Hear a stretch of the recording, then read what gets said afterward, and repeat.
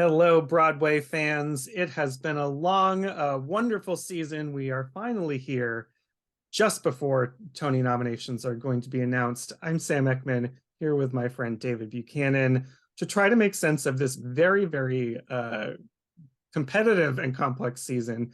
We're going to be talking about the musicals. And so, David, I think let's lead off with Best Musical, actually, because let's dive right into it. Because I think this is actually one of the more straightforward categories. There's a lot that won't be straightforward that we'll get to. Because I see, from where I'm sitting, it seems like there's four shows that are really pretty firmly in there as far as I'm concerned, which is Kimberly Akimbo, Some Like It Hot, and Juliet, and Shucked, which leaves us with that one fifth slot that's kind of up for grabs. I currently have New York, New York in there. It's, a big love letter to New York. It's John Kander and Fred Ebb. It's Lin-Manuel Miranda, Susan Stroman. And so I think based on the people who are working on it and the overall grandness of it, I think it gets in. But there is a world, I think, where A Beautiful Noise could sneak in there as well. What do you have for that fifth slot? That's exactly my lineup too. I have New York, New York right now. It does feel a bit strange to not have, I know there is a jukebox musical here, but it feels strange to not have like, a bio musical. They really love bio musicals. So I feel like we could see A Beautiful Noise in that fifth slot. I still have New York, New York for the same reasons that you do. The caliber of the people working on the show, the late season opening, it's fresh on voters' minds. And I feel like it's going to do pretty well in some of the below the line categories and the design categories. So that strength can probably help, push it through in that last slot. But I would not be surprised, as you're saying, if it's A Beautiful Noise. I think it's really those two for that last slot. Yeah, New York, New York will certainly, I think, get into all the design categories probably. And I think even orchestrations, those ones aren't in our prediction center right now. But below the line, it kind of it could pull off all of those, which I think makes it pretty strong contender for that fifth spot. I still have I still have Kimberly out front. I know there's an upswing for Shucked right now, and there's a lot of support for Some Like It Hot as well. But we'll see what happens when the nominations are announced. But I think those feel strong to me. So let's move on to more difficult categories so we have time. Best Musical Revival.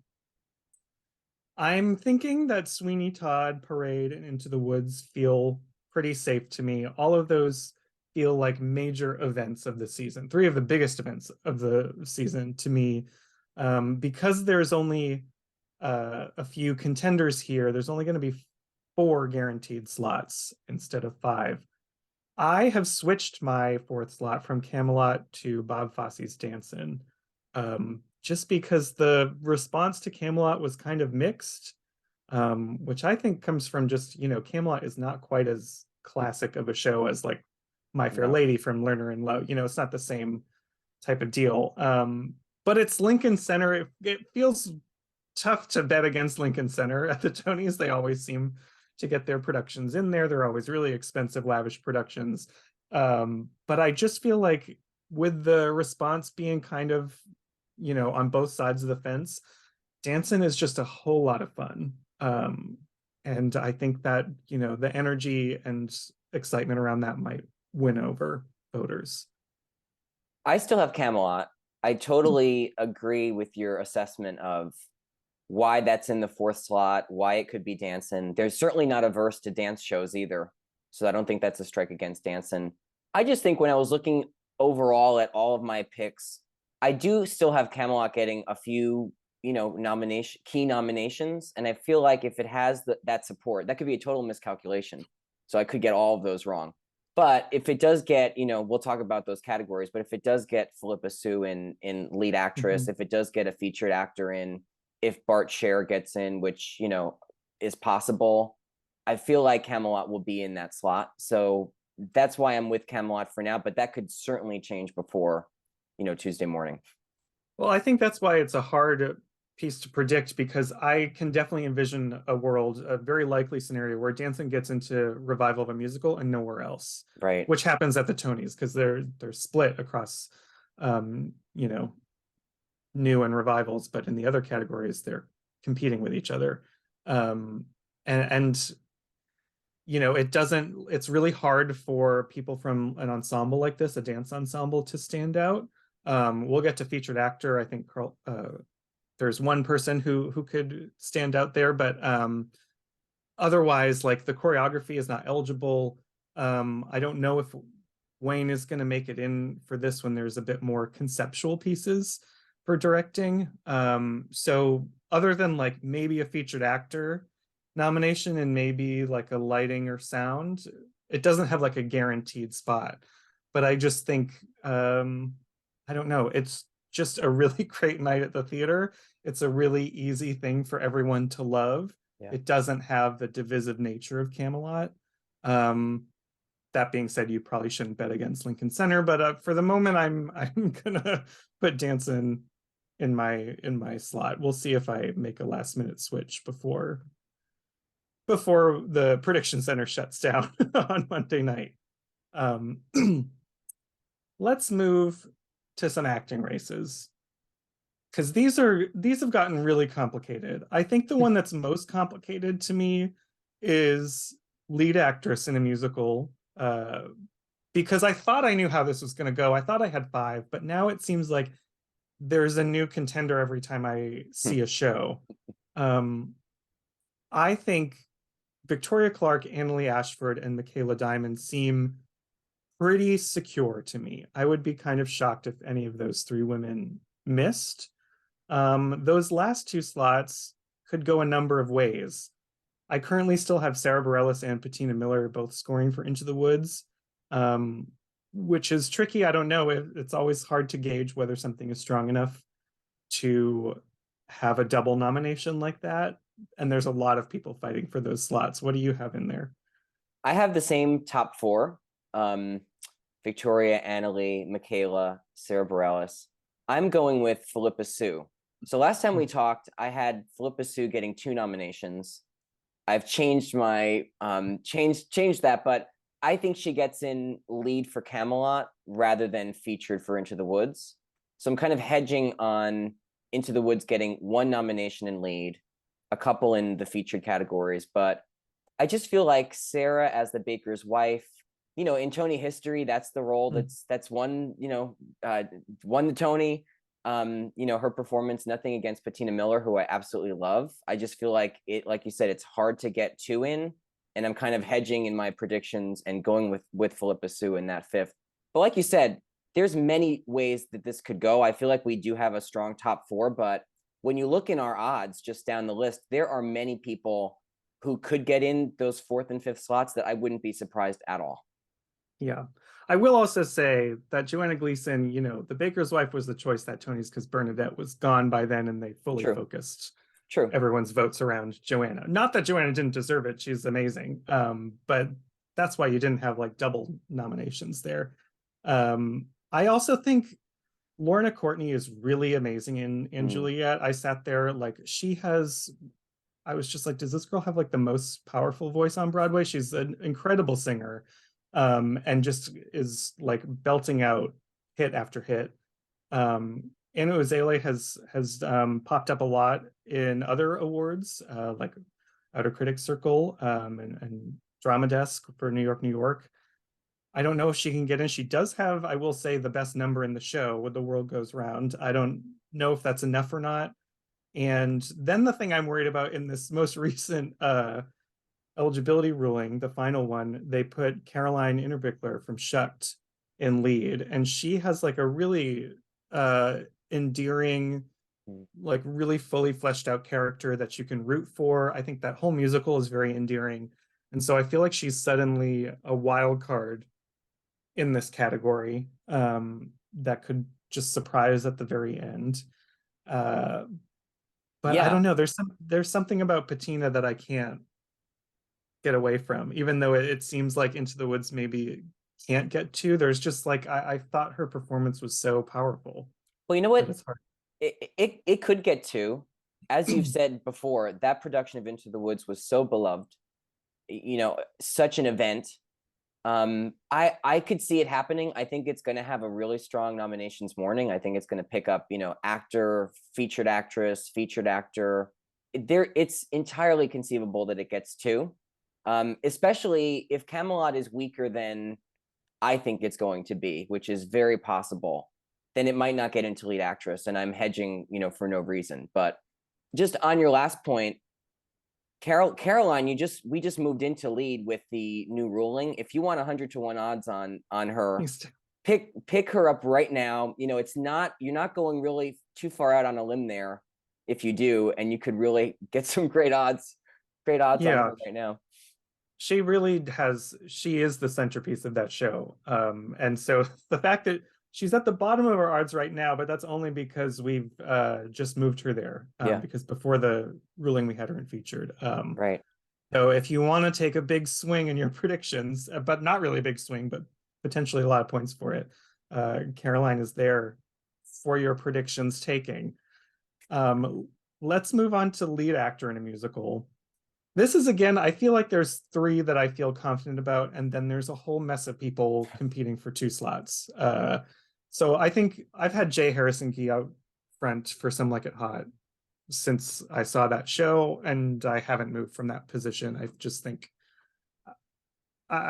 they have everything needed to be the front runner in this category. And then I think Ben Platt and Josh Groban for Parade and Sweeney Todd feel pretty solid to me. Two huge behemoth roles in two major events, two beloved figures that one's a past winner, one's a past nominee. I think they feel like they're pretty safe. And I've had Christian Borle, also Some Like It Hot, and Brian Darcy James for Into the Woods in there since the beginning, and I haven't moved them. I've just been like switching them back and forth. But there's a lot of there's like three main other people who are searching for those slots, which is, I think Colton Ryan does an amazing job in New York, New York. His voice just brings that kind of music to life so well, and it's a really interesting physical performance. And it just seems like he's maybe is like having a moment right now. So I'm wary about him. And then there's Will Swenson, who's playing a famous figure transforming into Neil Diamond, which is always a path to a nomination at these things. And Andrew Burnap, who is a recent Tony winner for The Inheritance, now taking on King Arthur and Camelot. It could like any combination of those people. There's kind of like five people who I all feel pretty equal for those two slots. What are you thinking? I have the same top five as you. I feel a bit better about this than I did last time we spoke. I'm most worried about, if there's somebody who gets in, I'm less worried about Andrew Burnap. I'm sorry to say. He would be in my fifth slot. I'm really concerned about not picking Will Swenson, just because I feel like I'm underestimating how well A Beautiful Noise could do. It's one of those shows that I think, because it opened so early in the season, I'm having maybe a proclivity to predict some of the newer shows, but it's still running, obviously. He's giving a great performance. He's, an industry veteran. People love him. It's the kind of role, as you said, that that nominators and voters really gravitate toward. Right now, in terms of who I have out front, I have Josh Groban out front. I know that might be, for some people an odd choice, because I know some feel that he wasn't terrifying enough in the role. It's a kind of a different interpretation of Sweeney. I just have to say it worked so well for me. I loved the performance. And he sings it, I did too. He sings it better than anybody I've heard on Broadway. I know we've had opera singers do it, so that's a debatable kind of, opinion, but he sings it better than anybody on Broadway that I've ever heard. So I have him out front right now. But I have the same five as you in terms of who's getting nominated.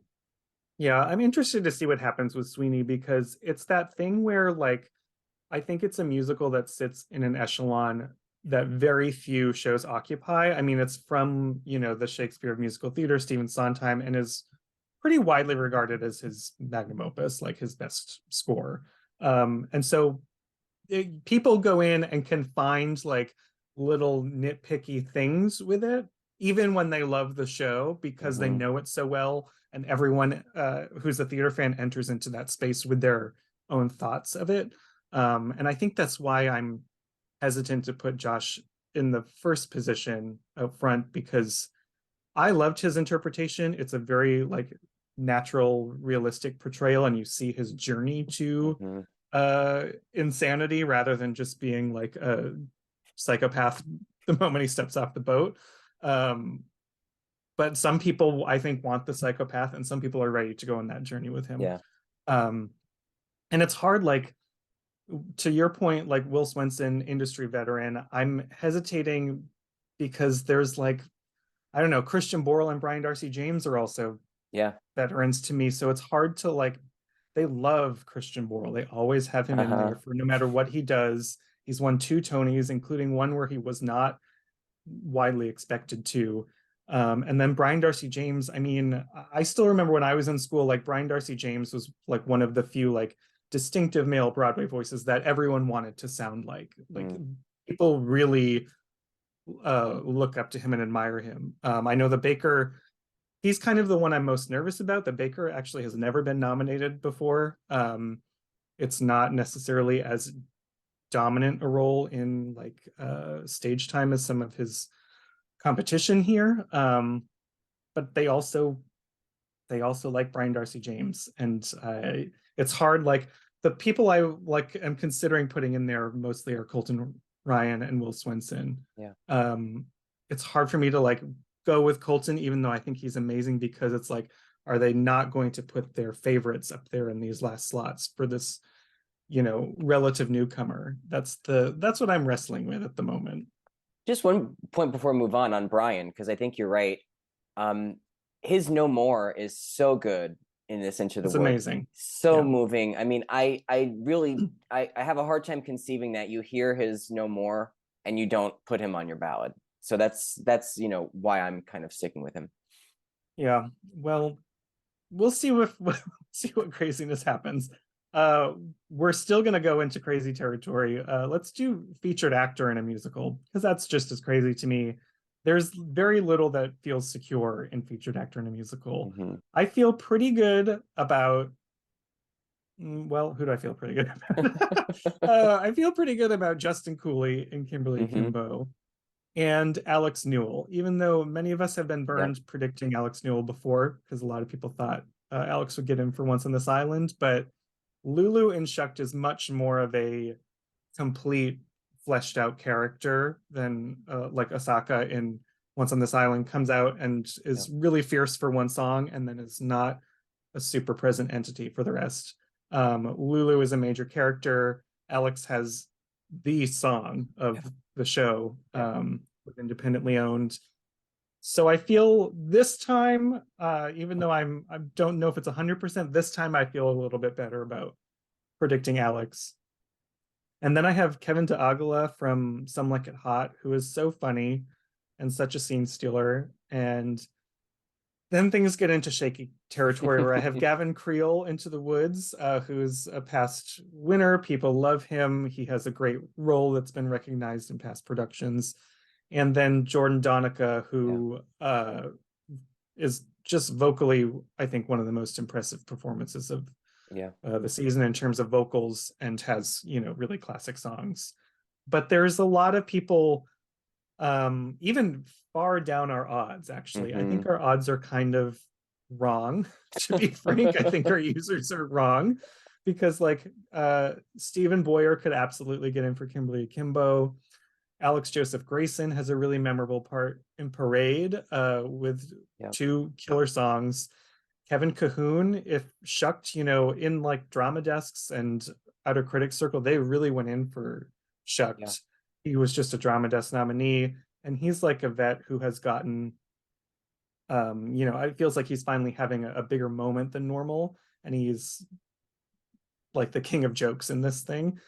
And even if we go further down, I think we can't count out Mark Jacoby in A Beautiful Noise, who plays the older version of Neil Diamond, who I would argue has the biggest emotional lift and emotional scenes of that show. And even Colton Krause from Danson, who they've been pushing Colton quite a bit at the end of this season with a lot of press appearances. So I think all of those people are really in the running. Yeah, I have one in there. So my lineup is very similar. I have Justin, Alex, Gavin, Jordan. I'm a little bit iffy on Jordan, but I'm going to stick with him for now. I have Gaten Matarazzo in there for Sweeney Todd. I feel like his Toby, again, we'll see how well Sweeney Todd does, but I feel like even people who didn't love the production of Sweeney did love his Toby. So I'm definitely sticking with him. He's in like my top 2 or 3 slots, actually. But like you're saying, so many people in the odds here that are likely and possible. I'm just looking through the list to see who we should call out. I think you mentioned a while ago Kennedy Kanagawa for Into the Woods. I mean, Milky White, superstar character in Into the Woods. That's a nomination people might not have on their radar when they're announced, but in hindsight makes perfect sense. So I feel like this could go any number of ways. Again, to your point too, I feel like I'm under predicting Parade in terms of how many nominations it could get. I mean, I have it in the major categories. I think it's a real threat to win Revival, if not the front runner to win Revival. So that's making me think maybe in some of these featured races, I need to be predicting more Parade folks. Yeah.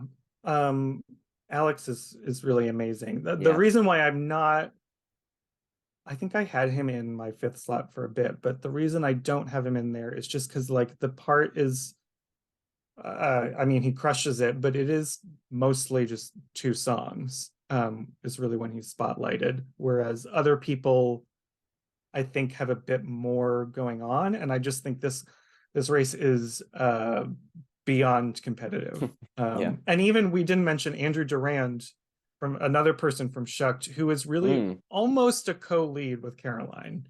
I think actually the Drama Desk just nominated him in their lead actor race. He's, really charming, could also make an impression. That's why I've like stopped, even though I want to like throw in all these Shucked people, I've just stopped with Alex because I'm like, how many of them could they get in? I feel like this is the one where I've had this lineup now for a bit and I'm scared to move it. But there's other people who have, definitely been mentioned a lot at the end of this season who are not in there, and are very far down our odds. This is a pretty deep bench of contenders, I would say. So if you see someone with 100-1 odds that you feel good about, grab them, because you could be right. Let's move to featured actress. Featured actress, I still feel like there's 2, which was what I said the last time we talked, which is Bonnie Milligan and Betsy Wolfe. And I feel like they're duking it out for the win. And then I think I'm back to my lineup that I had when we started the season, which is Ali Mazi, Natasha Yvette Williams, and Robin Herder. I think Robin is a lot of people don't have Ali Mazi. She's a little bit further down, but I just think her work in this is so beautiful. And she's been working here for a while. She's a former Glinda. Like, I just think people are going to say it's time for her to get a nomination, especially for this particular character, because it's so moving. Robin is the one I feel a little nervous about, but again, I just think even though her part may not be as large as some of her, or ever present as some of her other competition here, it just feels like she's in that sweet spot and is a really just a figure in the community that people really like. So I feel like they could check her off. And the reason why I haven't moved her out especially is because I can't decide whether I would replace her with Philippa Sue of Into the Woods or Julia Lester of Into the Woods. I expected everyone to sort of, coalesce around Philippa Sue. There have been a lot of awards lately where Julia has still been remembered, which, not that any of these, precursors don't really exist for the Tonys, Drama Desk, Drama League, Outer Critics Circle, there's no overlap with voters, so it's not it's not something you can use as a real predictor that way, but you can still, it is still interesting to see trends that pop up. And one of them was that Julia continued to be recognized for Little Red, and she was amazing. I mean, when I saw that show, we were like all talking about her after the performance. But I think because I can't decide, I've just not put either her or Philippa in. Do you have one of those? I recently switched to Julia because I just feel like, I don't want to predict Philippa Soo for 2 nominations. It's totally possible, but I feel like since Camelot is running now, since Julia was really strong in Into the Woods, there's a way they can honor both of them, and not leave either of them out of featured actress. My lineup looks a bit different than yours just because I don't know what I'm doing right now. There's so many people here. There's so many people that I know I have to fit in here because it just feels wrong not to have them, and yet they're not in my list. So I have Bonnie, I have Natasha, I have Betsy, I have Julia. I want to put Allie in. I don't have Allie. I'm being very stubborn. I know that the featured cast of Sweeney has not been getting a lot of citations, but I'm sticking with Ruthie Ann Miles. She's a past Tony winner for, in The King and I, a sizable role, but not like it's not like a co-lead role that's in featured, like a very important role with memorable songs, similar to The Beggar Woman. I feel like very memorable and important role. She sings it incredibly well. I don't know. I just feel like the industry loves Ruthie Ann Miles. I love Ruthie Ann Miles. I don't want to drop her, so I'm not going to. Really, the ones that I want to fit in are Allie right now. I did finally drop Carolee Carmelo. I wanted to have her in. I still think that could happen, but it's just too strong of a category for me to go out on too many limbs. So that one broke. That tree limb snapped. Carolee is the queen of pulling out nomination totally from and being the only nomination from a musical totally that not most people don't embrace. So don't count it out. I mean, scandalous, so it could happen. I have trouble going with Ruthie Ann Miles.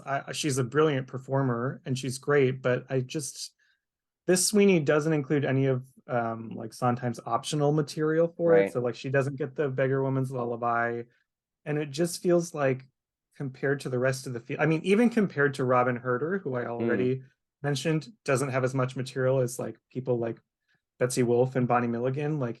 I think Ruthie has even less to work with than Robin.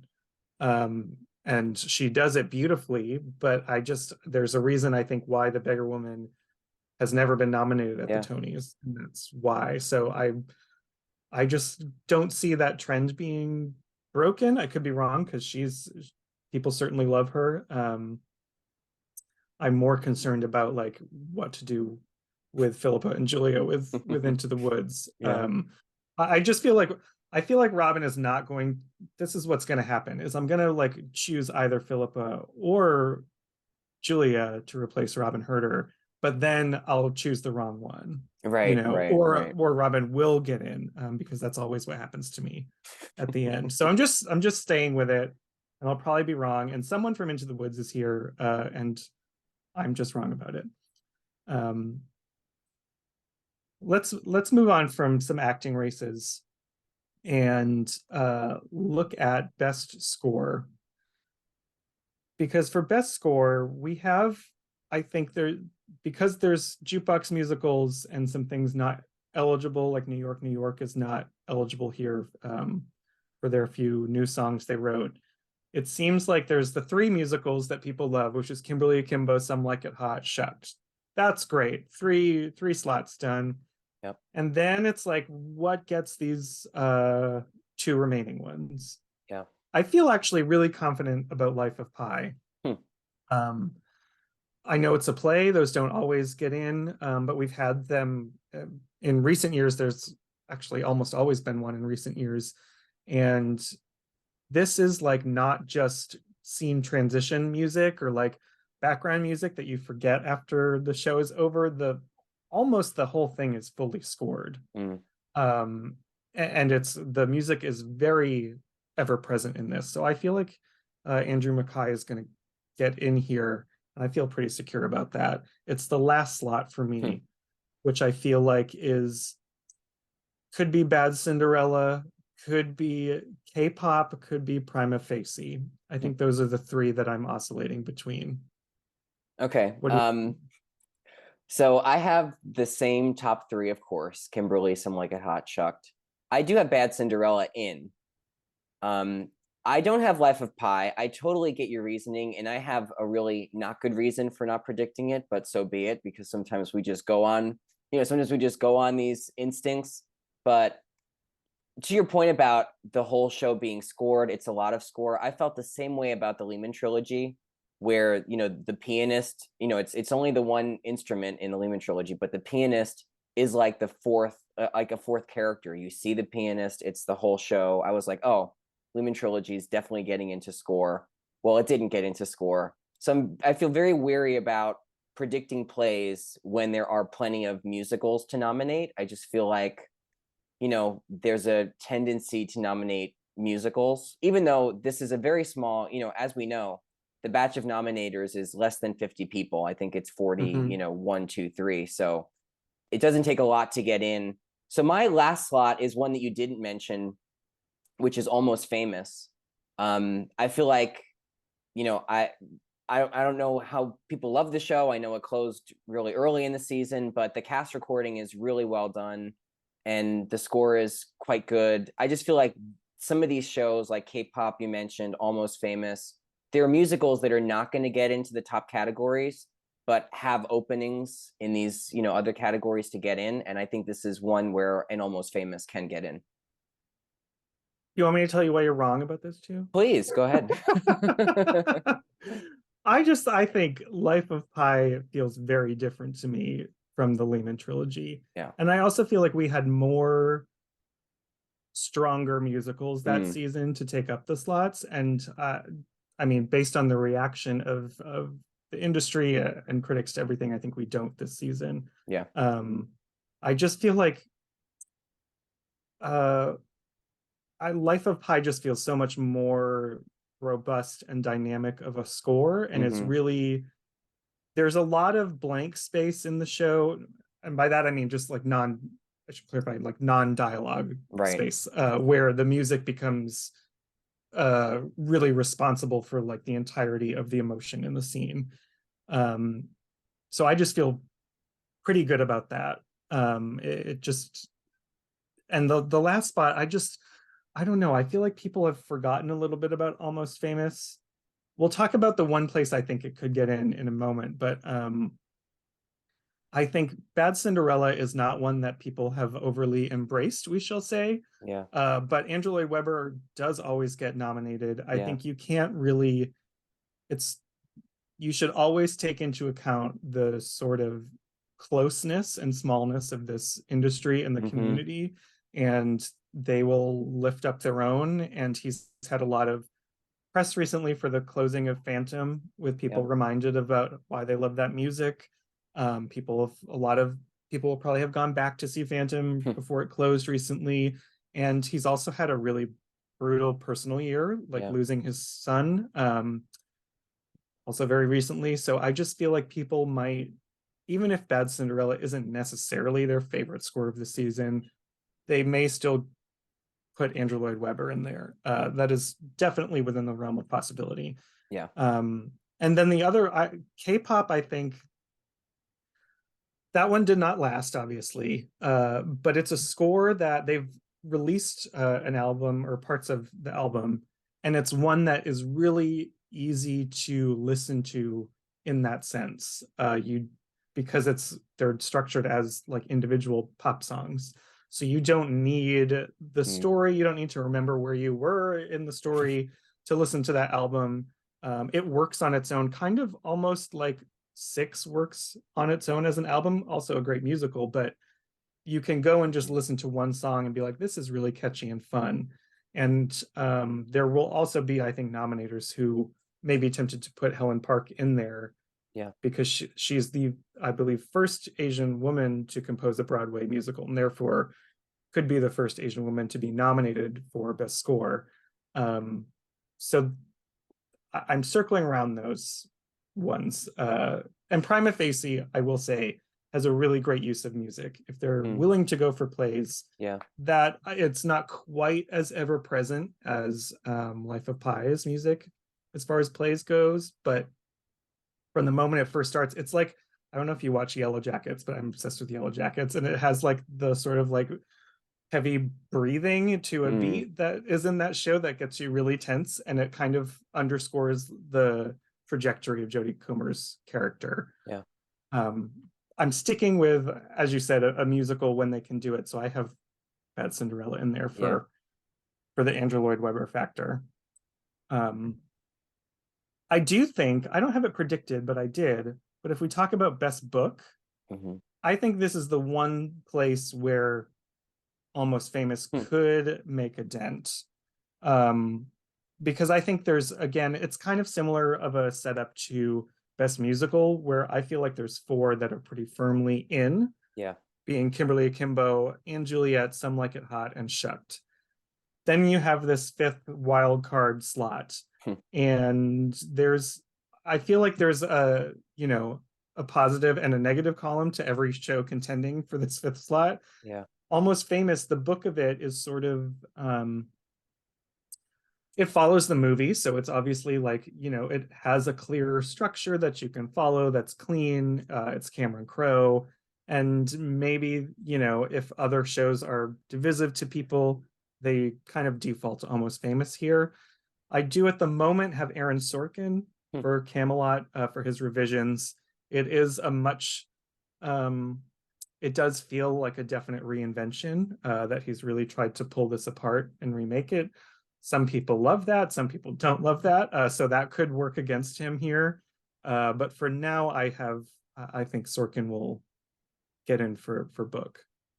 This is so funny because I've been saying how I think Camelot is going to do better than, folks expect, but I don't have Aaron Sorkin in here. So, I do feel like one of the reasons why I don't have Aaron Sorkin is because, as you're saying, it's really, to me, that fifth slot that has many different, possibilities. I'm not ruling out, it's a little bit further down in our odds, but I'm not ruling out A Beautiful Noise for book here. Yeah, we should definitely mention that. I think, I know last year, MJ, written by two-time Pulitzer winner Lynn Nottage, like that made sense to get into book. But I do feel like these bio musicals with a kind of frame, a kind of frame narrative could do well. It's certainly, it's an effort and a really intellectual exercise to try to figure out how to tell somebody's life story through their music in 2.5 hours. So that has my last slot right now. But it could be Camelot. I'm going to be playing with that, over the weekend. So that's kind of where I am. Yeah. And to your point about that, the reason beyond just Lynn Nottage, I think a major reason MJ got in there was because of that framing device of going back into his memories. It was such a interesting and clear structure that she created. And A Beautiful Noise also has something like that, where it's a therapy session. The older Neil Diamond is sitting. It starts out not with a song. There's a whole book scene where he's sitting in therapy and then dives back into, as his memories are spurred by his songbook, he goes back into his life events around that song. And that's kind of, I think that's the key. I think the reason why a lot of people, and I'll admit, including me, whenever a new like bio musical is announced, it's just like another like story of the artist. I don't care about seeing that done anymore because they can be real basic. But you have to like do something like this with it, of like having a theatrical storytelling device to make it interesting, which A Beautiful Noise does. So that is definitely a factor here.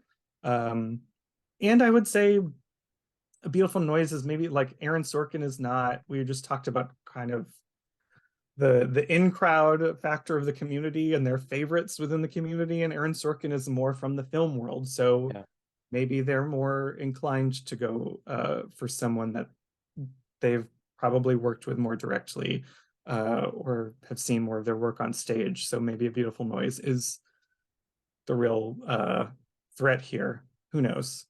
Yeah. But that I definitely think that fifth slot is sort of up for grabs and could go a bunch of different ways. Um, let's let us move to choreography. I have this is a place where I do have a beautiful noise getting in against Yeah. our odds. I have Some Like It Hot and New York, New York feel pretty secure there. Um, they both have, I often talk about how in voting you have to have those memorable moments that stick in people's minds, not just like a body of work that's good. And I think both of them have those key moments. Some Like It Hot with the tap dance chase, New York, New York with the big tap dance on the skyscraper beams, uh, really makes them stand out. So Casey Nicholaw and Susan Stroman will definitely get in. And then I have Jennifer Weber getting double nominations for And Juliet and K-pop, which is a little bit of it's a little bit of a gamble because it's also her first two Broadway shows, and some snooty people could certainly say like, no, your first time out of the gate, you don't get two, you just get one. So it's possible she doesn't get in for both, but I think the body of work in both just, along with Some Like a Hot and New York, New York, that just seems like the biggest dance showcases of the season. And then I'm going with A Beautiful Noise for the fifth slot. Yeah, I have the same four, and I honestly do not know what to put in that fifth slot. So I might just copy you and do A Beautiful Noise. I do feel like, I agree with your sentiment that and Juliet and K-pop, two nominations, same choreographer, potentially not, but I do feel like they're so different that Totally. it's not, I don't feel too conflicted about doing that. I feel like A Beautiful Noise, of the choices that are left, like Kimberly Akimbo, I think this is a place it's not going to get in. So A Beautiful Noise makes sense to me in that way. And you're predicting it, so I'll just follow you and do that because it makes sense to me. And our odds have Shucked, Yeah. which I had for a long time, but it's not a huge dance musical. There are Right.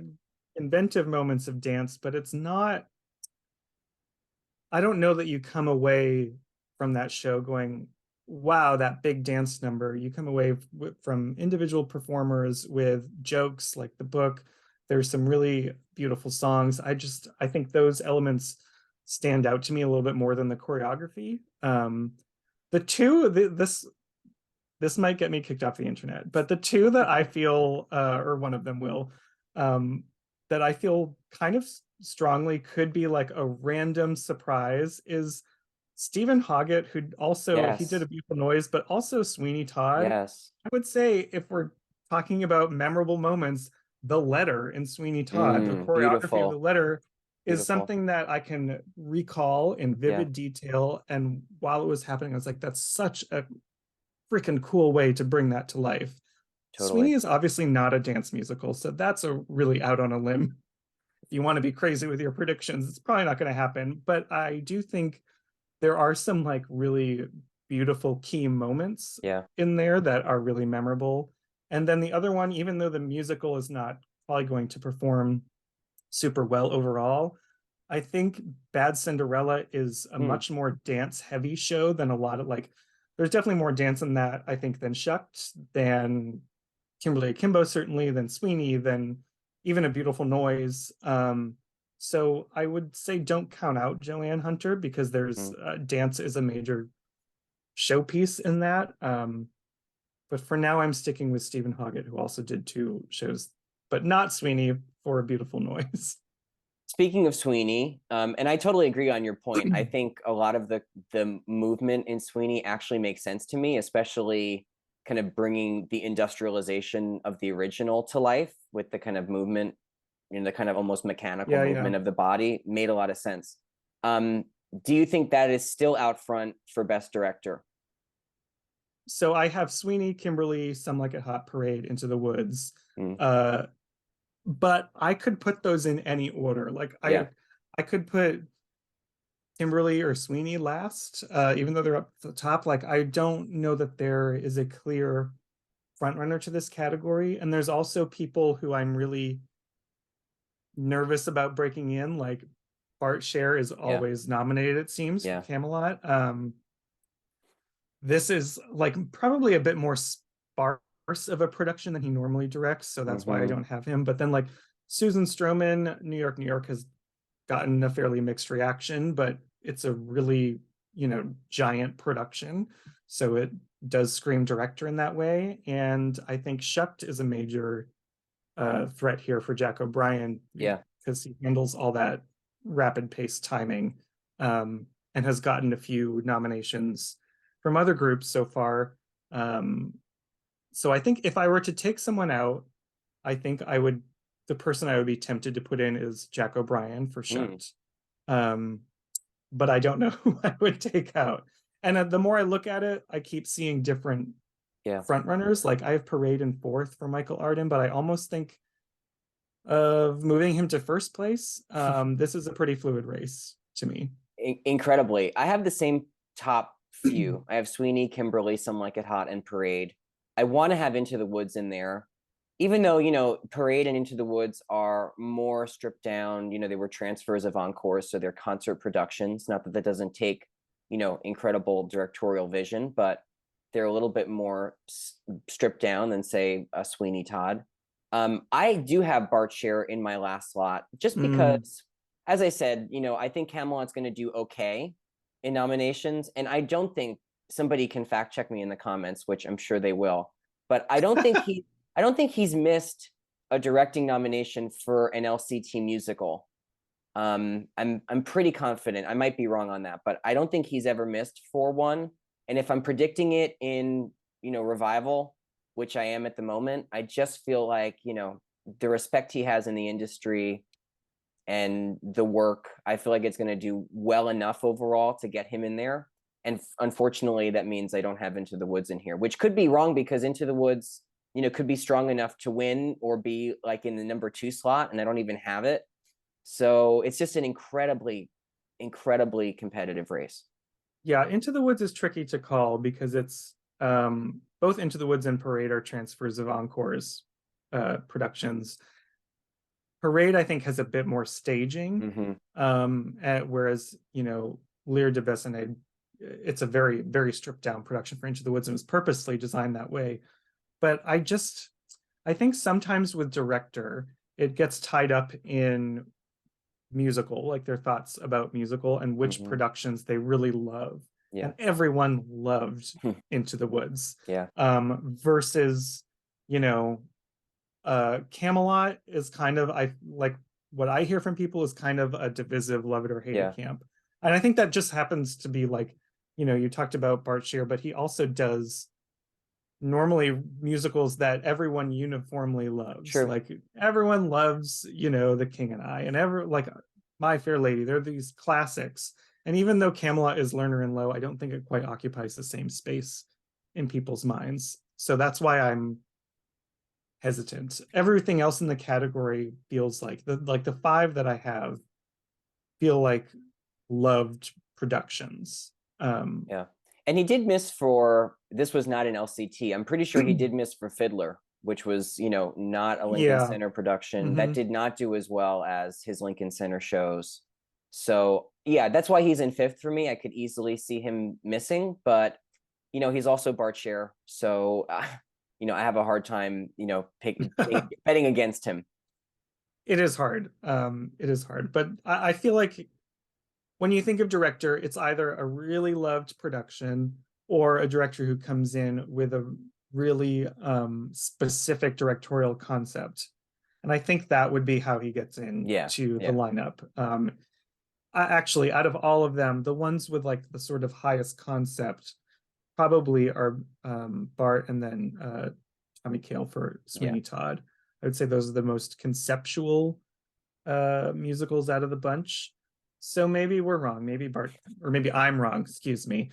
And Bart Scher is in the hunt for this. But all will be revealed very shortly, because this season, Broadway moves fast and furious. The final determinations for eligibility come out, and then we're off to the races. Nominations will come out on Tuesday, May 2nd. So make sure to log into Gold Derby suss out your predictions, see if you can do better than David and I, and we'll see you after the Tony nominations.